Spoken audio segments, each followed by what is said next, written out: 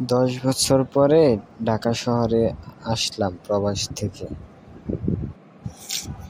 ঢাকা শহরের অনেক কিছু চেঞ্জ হয়ে গেছে। সামনে দেখি একটা রেস্টুরেন্ট হয়েছে, যাই কিছু খেয়ে আসি।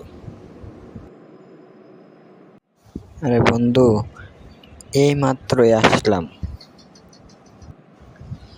আচ্ছা চল, সামনে রেস্টুরেন্ট হয়েছে একটা, ওখানে গিয়ে কিছু খেয়ে আসি আমরা।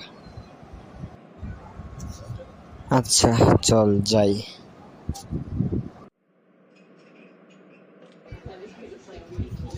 এখন তোর কি প্ল্যান?